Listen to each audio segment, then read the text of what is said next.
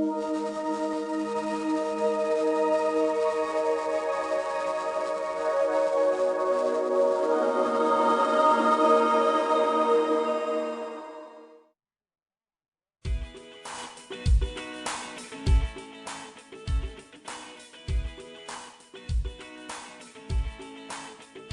I'm Jenny Backus, Acting Assistant Secretary for Public Affairs here at HHS, and welcome to our web chat on health reform. These web chats are designed to help you and your family understand the new Affordable Care Act. We know that sometimes the details can be confusing, and there's also been a lot of misinformation out there. An estimated 54 million Americans are living with disabilities. Many may be wondering, how does the Affordable Care Act help people like me, who account for nearly 20% of the U.S. population? The new law strengthens some important programs for the disabled community and adds some new benefits too, and we're going to talk about them today. But before we get started, I want to introduce you to our guests. Joining us today in studio is Jeffrey Crowley, who's the Senior Advisor on Disability Policy at the White House. Meena Seshamani, the Deputy Director of HHS's Office of Health Reform. And Henry Claypool, Director of the Office on Disability at HHS. Thank you guys all for coming. This is going to be fun. We've invited you all to submit your questions throughout the last week. But if you want to ask a question right now during the chat, send us a tweet via Twitter. And our handle is HHSGOV, HHSGOV. Or you can always email us. That address is healthreform@hhs.gov. If you could you keep your questions just brief so we can try to get to as many of them as possible? If it's long, we may have to paraphrase it a little bit to save time. Now, if we don't get to your question today, check out the website, healthreform.gov. And you might find your answer because we do try to answer as many of the most frequently asked questions there. So now let's get started. Henry, can you highlight a few of the benefits for Americans with disabilities inside the new Affordable Care Act? Sure. I think first and foremost we need to mention the fact that the Medicaid program in 2014 will be expanded, and that will have a significant effect on people with disabilities, particularly those that don't meet the more stringent Social Security definition of disability. Second, there are some provisions that take effect rather soon around the Medicaid program that allow states to offer more home and community-based services to people with disabilities and seniors. Another piece that's very exciting is a voluntary self-insured program called CLASS that is really designed to help people have a little extra cash when they experience disability in their life. Lastly, I think I'd mention the fact that pre-existing condition that has been used to discriminate against people with disabilities as they try to access health insurance in the past will go away as of 2014. Of course, there are some interim steps that we're taking before then, but that hallmark of ending pre-existing condition around disability, I think, is really important to the disability community. Now, Jeffrey, you spend a lot of time with people in the disability community in your job. What are some of the things that they've been thinking about and saying, especially in light of the new legislation? We know the disability community has been asking for health reform for many years, perhaps decades, and so I think most people are really happy and relieved that we finally enacted this law. But I think there are a lot of questions, and the first thing I'd say is that people that have coverage can keep what they have. That includes private coverage, but also many people with disabilities really depend on Medicaid and Medicare. They'll be able to keep that. For people that are uninsured, I think it's important that people understand that there's short-term immediate options that they'll get, but then in 2014 they'll have a whole range of new insurance options that will make their health security much more secure. And then as Henry mentioned, we know that access to long-term services, those non-medical services that help people with activities of everyday life, you know, those are big challenges, and this law also makes important changes both inside Medicaid and outside Medicaid to expand access to long-term services. Long-term services, I think you called it the CLASS Act. Meena, can you explain to us what the CLASS Act is? It's got a good acronym, but... Sure. The CLASS Act is a program, as Henry mentioned, that provides a new and very important avenue for people with disabilities to be able to live and function in their communities. So essentially it's a voluntary insurance program where people who are working can pay in a premium. Once you pay premiums for 5 years, then you become eligible to receive benefits if you become disabled. So if you cannot perform certain activities of daily living, then you'll be able to receive a daily cash benefit, a minimum of $50 a day, which can be used towards home care and various supports. And it's really a powerful tool to enable people who need assistance with daily activities to be able to continue as living, functioning people in communities. Now, you touched on it a little bit. Before we go to viewer questions, I want to ask all three of you, because you have had a lot of experience in this. What are some of the problems that people had before that are going to be rectified? What they've struggled with before that will be rectified. They'll have some money, like you just explained in the Class Act, but what are some other things? Jeffrey? Well, fundamentally, a lot of people with disabilities found themselves uninsurable. Certainly if they didn't have group coverage through a job, if they tried to go out in the individual market, just the fact that they had disabilities made them unable to purchase certainly affordable coverage, or if they were able to purchase it for a lot of money, the services they need because of their disability would be excluded from coverage. So when we have this new law in 2014, they'll be able to go out and choose from a range of insurance options and pick the one that's best for them. So definitely more choice, more options. More choice, exactly. Henry, anything that you ran into a lot through your work? Well, I think we continue to do the work in the Medicaid program where we're expanding the availability of home and community-based services. People have shown a strong preference for these services over those offered in institutions, and we continue to move the Medicaid program in the Affordable Care Act in this direction. And actually, there's a lot of talk about community living and the Olmstead Act. I know that your office does a lot of work in that area, and that you've been communicating out to the states. Can you explain that a little bit for some of our viewers who might not be as familiar with that? Sure. Olmstead was basically a Supreme Court decision that stated that, for the first time in history, I think, that the Medicaid program and the Americans with Disabilities Act do intersect. So how states operate their Medicaid programs has civil rights implications. And that was, I think, a statement that the court made in this decision. And that's going to sort of carry through with the changes that we see with Medicaid? Certainly, over the last decade since the decision, we've seen states making progress in the right direction. There's still work to do.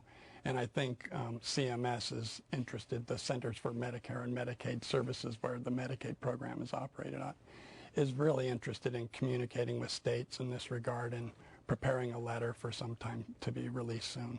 Great. All right, let's go to some of the questions that we're getting from viewers. Actually, Henry, this might make sense to start with you since you were just talking about it. Carla wants to know, will there be medical insurance for the disabled?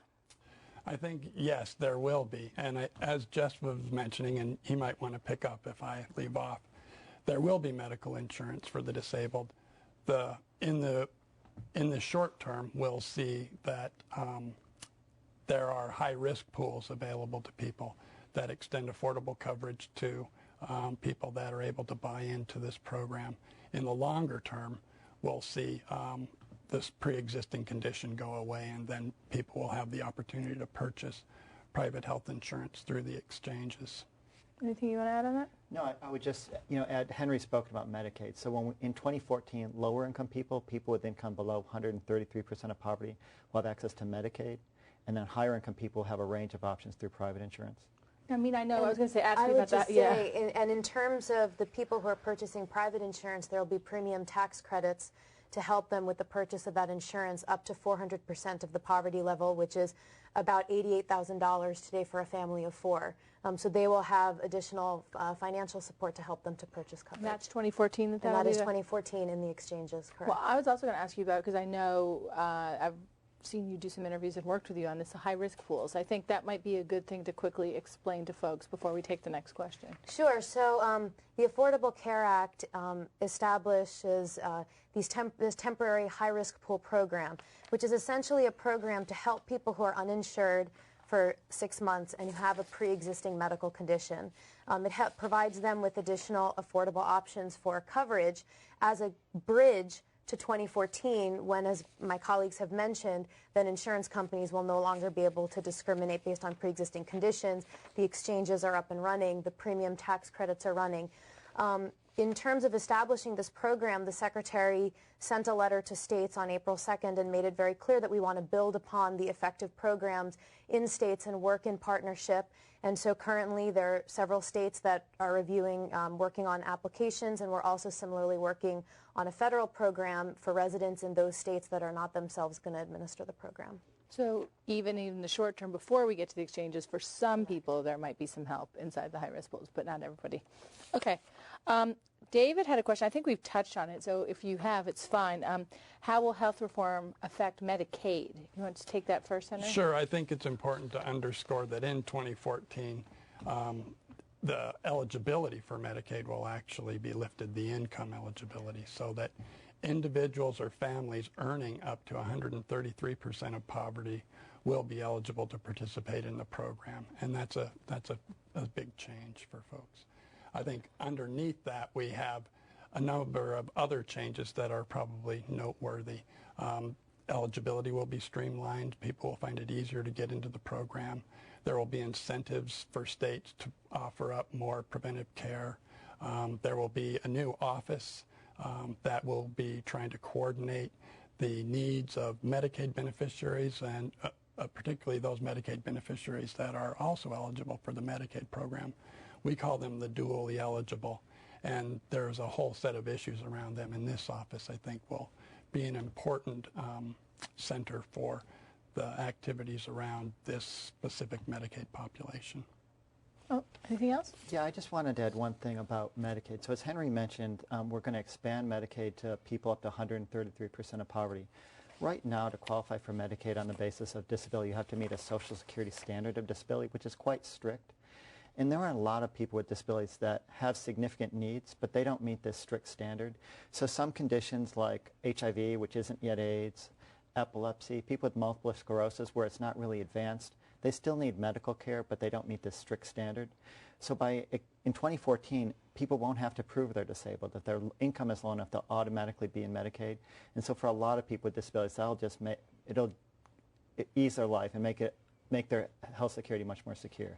Well, actually, I think you hit it partly on the next question I was going to ask from Henry from Washington. Not this Henry.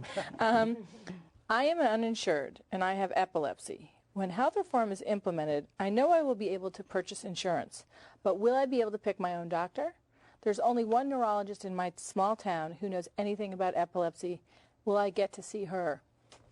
Well, the thing about the coverage options, Meena's mentioned that they'll go out in these competitive exchanges. So the idea is that people have many options. In addition to giving people choices, we're also going to put in place ways that they can make comparisons. And they'll be able to look at the benefits, look at the providers, and make the decision on which plan is best for them. And so there's really a focus on making sure that the information is accessible to people so they can figure this out easily and make good choices for themselves.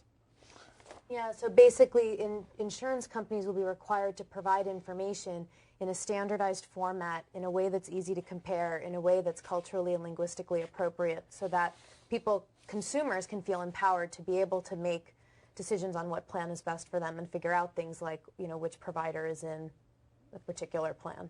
And I'll throw in a little plug for our office here. We're working on this we're going to be putting out a new web portal and a website in July that'll be the beginning to sort of set us up for 2014.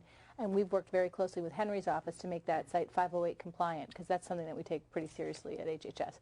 Little consumer advertisement there, but I just want to let our viewers know that we, in addition to being culturally, we are also very much wanting to make sure that information is accessible to everybody. All right, we have an email question that just came in from Peter, and any of you can take it. Maybe we'll start with Meena.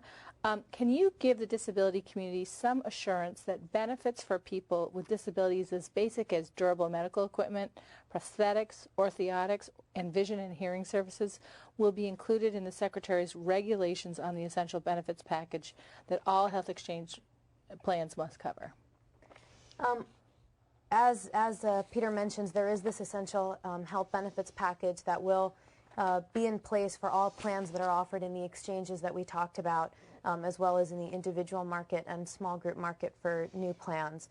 In terms of exactly what will be in the essential benefits package, as he mentioned, that is something that will be determined through regulations and through rulemaking, but there is a list of 10 categories of essential benefits in the statute that we will be following, including hospitalizations, rehabilitative and habilitative services, prescription drugs, maternity care, well child care. So there's a whole list of, I think it's 10, about 10 or so categories in the statute that we'll be following. And you can actually find information about the statute on the healthreform.gov website. We've listed out each section. So if you have more questions about that, just email in and we'll try to get you that information. Another question from Julia in Wyoming.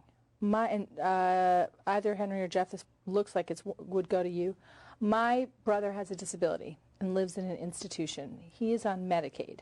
His doctors think he could live at home if he had a little bit more help, but I can't afford to pay for that. I heard there was something that maybe could help us in the new legislation.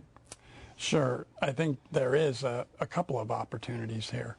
The state could choose to take advantage of the Community First Choice program, which would allow the state to offer community-based services on a par with those that they offer in the institution. That's something that I know there's a lot of energy in the disability community around, and hopefully a state like, believe you mentioned Wyoming, yep, would be able to take advantage of something like that.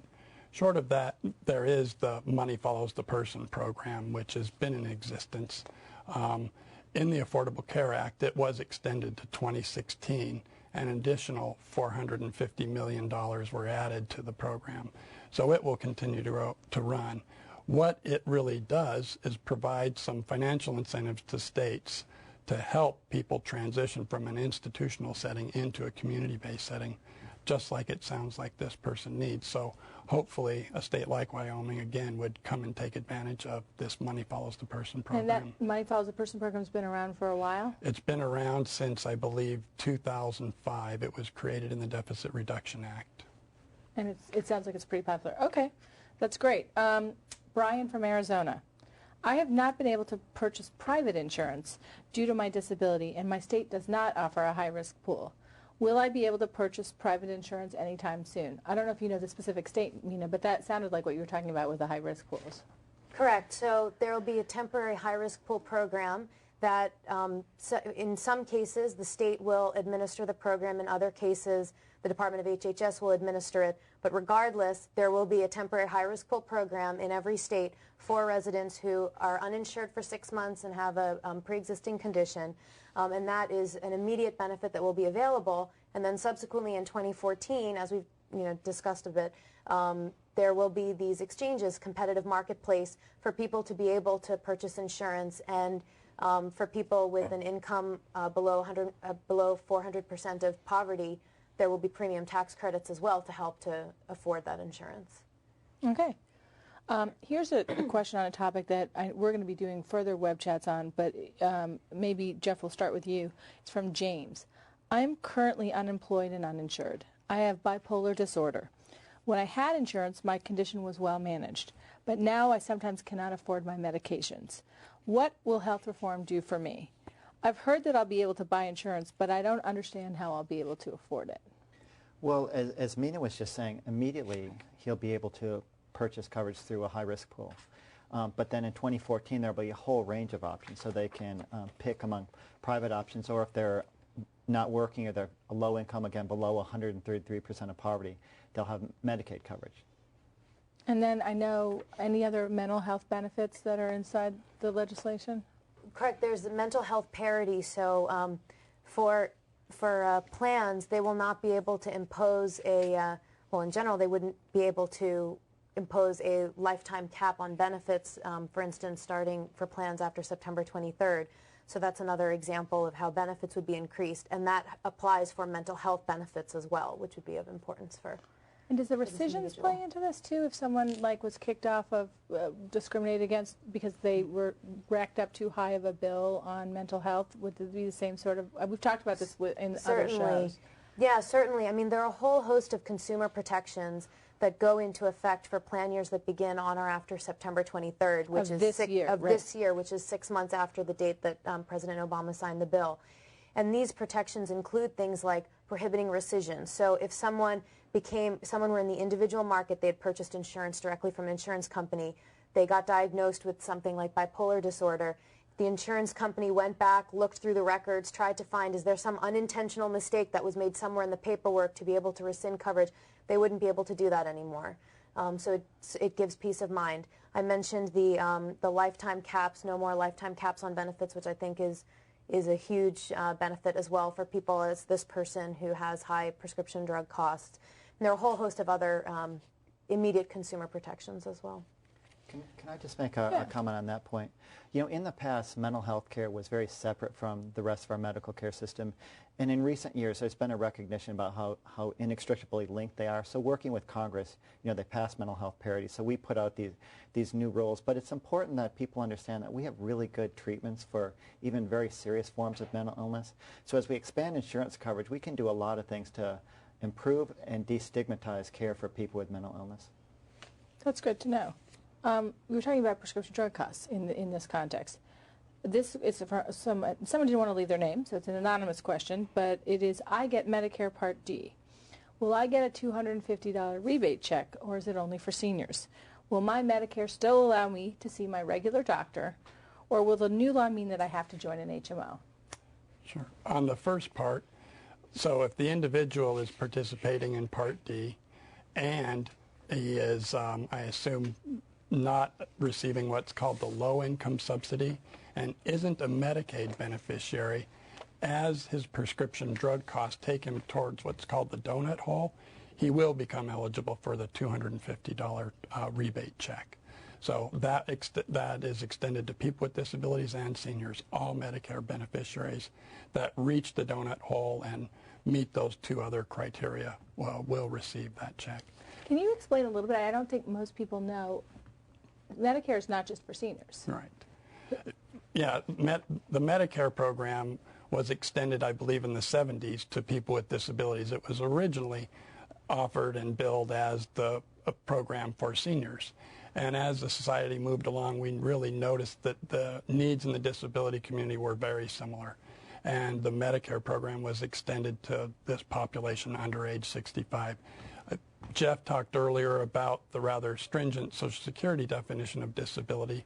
And for those individuals that have qualified through the disability determination process at Social Security, their Medicare benefits are triggered, but they do need to undergo a 24-month waiting period. And I do think that now that we have some action on the high-risk pools coming in, that there will be opportunities for people that are caught in that 24-month waiting period, if they are uninsured, to look towards something like the high-risk pool to find an Some affordable option in the short term. Okay. Sorry, I've always wondered that question, so thank you for answering that for me. But before we went on, there was the other part of that question. We should just reinforce that people that have Medicare will be able to keep their Medicare. They won't be forced to change. Regular Medicare that most people have will continue, and they'll be able to keep it. And I'm sorry, Meena. go ahead. There's no requirement that anybody would have to join an HMO. I think this might be some examples of some of the misinformation that's out there, right? Exactly, and I would say also that Medicare benefits will improve under the Affordable Care Act. There will be, we already mentioned the donut hole and the $250 rebate check. Beyond that, the donut hole will be closed over a period to 2020. There will be free coverage of recommended preventive services starting in 2011, so no more deductibles or co-payments for certain cancer screenings and other preventive services. And there will be a free annual wellness visit as well. So there are additional improvements to Medicare as well that beneficiaries can expect to see. The other thing that's really important in Medicare is we're really trying to change our whole healthcare delivery system, and we're using Medicare to test innovative ways to integrate care. And this is critically important for people with disabilities because they have so many different needs and often receive services from multiple doctors and different providers. And so we envision Medicaid really getting better for people with disabilities and seniors over time. Because you're learning from the different programs that you're putting through. Okay, a couple more questions. We've gotten two good ones that have come in, and then this one from Vicki. My 20-year-old child has a disability and is dependent on my employer-based coverage or health insurance. What do I need to do to keep her on my plan longer? Well, Jenny, this comes back to the consumer protections we talked about earlier that come into effect September 23rd, 2010, 6 months after enactment. One of these is that insurers that offer dependent coverage will be required to continue that dependent coverage for adult children up to the age of 26. And this is something that this individual certainly could benefit from. In an existing job-based plan, the adult child will be eligible for dependent coverage if they don't have their own offer of health insurance, for example, through their own job. In terms of what she needs to do, it is simply, contacting the insurance company. There will be a notice for people of continuation of enrollment to let people know that their adult children will be able to stay on the plan. And if before September her child were to age off of her plan or graduate from college and no longer be eligible, there are quite a few insurance companies that are voluntarily continuing to offer coverage to, fill that gap after the Secretary contacted them and asked them to play an active role in this. So you don't have to just be in a category of being disabled or cancer or whatever. You don't have to live with your parents. You don't have to have a certain financial dependence. It's basically if you are an adult child under the age of 26. Okay. We've got a couple more on the Class Act, if you guys don't mind, and then we'll just ask you to give some closing comments because we're coming down to the last minutes here. Greta from Texas wants to know, and Henry, is maybe you, what information will HHS be providing regarding the coverage under the Class Act that can be provided to employees with respect to the automatic enrollment provision? And I think you were I think Meena might have a better answer on this one. I think you mentioned this, actually. Yeah, certainly. So with the Class Act, there is an option for employers to automatically enroll their employees. So they would automatically enroll their employees into the program, and it is voluntary, both for the employer to decide to do this and then for the employee to be able to opt out and say, I don't want to pay premiums for the program. So there is that auto-enrollment option. The guidance for that is being developed, and as information becomes available, we will certainly let that information be known. If someone is self-employed or works for an employer that decides not to do this auto-enrollment, there will be other mechanisms as well to enroll in the program. Continuing talking about enrollment and different options, another anonymous question, how will the coverage under the Class Act coordinate with group or individual long-term care insurance? So we've heard about long-term care insurance for a long time. What's the interplay? Well, as I understand, there really isn't. There will be long-term care insurance will still exist. The Class Act will come along with a benefit that will play a unique role in helping people meet their needs. So they actually coexist quite well. And I think this is something that we'll see more of, hopefully, from the insurance industry. They'll be developing, hopefully, new products that mesh well with this class program as it comes forward. All right, well, we are almost out of time, so I just want to go through. It's my favorite thing I do at the end of every show. I ask each of our guests, we'll start with you, Jeffrey, what's one thing about this new piece of legislation that people don't know enough about or that you really want to, take this minute to just talk to people about? I mean, I would go back to what I said at the very beginning. For years or decades, people with disabilities have been worried about the security of their health care. And this law will fundamentally change that and give people a lot more assurances that care will be there when they need it. And they'll have a range of options through the private market. If they're low income, they'll have Medicaid. And so this law will just give people security that they haven't had to this point. And Meena? One of the things that we haven't touched on in this conversation are all of the public health provisions in the law. So all of the new emphasis on prevention, a $15 billion prevention fund to fund community prevention, which is also very important for communities of people with disabilities to make sure that we're catching diseases and catching things early on and keeping people healthy, and also investment in our healthcare workforce to make sure that as people are getting more options for coverage, they're also the providers that are needed to be able to take care of them. And so there's a tremendous emphasis in the bill as well on workforce. And sometimes the prevention and workforce pieces get a little bit lost in the shuffle as we're talking about all the important insurance provisions. So well, that's, I mean, if you catch it earlier, you may not need as much care later on. Henry. And I just really have to underscore a point that Jeff touched on, is that people with disabilities have long had a hard time gaining access to private insurance particularly in the individual market because of pre-existing condition. This change is significant. So people with disabilities will no longer have to fear when they're working, are they going to stay with an employer that has a large enough pool, and will they be able to continue to participate? They can actually leave now, shop at an exchange or in the individual market eventually, and secure the health insurance that they've so long needed.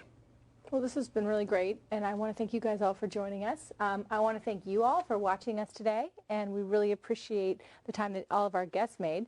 Jeffrey Crowley from the Office of National AIDS Policy and the President's Disability Advisor. Dr. Meena Seshamani from HHS's Office of Health Reform and Henry Claypool from the Office of Disabilities right here at HHS. We hope we got to most of your questions. And if you want to see our show again or pass it along to a friend, we'll make the web chat available on demand. And then we'll archive it on our website, healthreform.gov. We hope you'll browse the site to get the latest information or track down what you need for your needs. I'm Jenny Backus, and we'll be back next week with another web chat on health reform. Hope to see you then. Thanks a lot.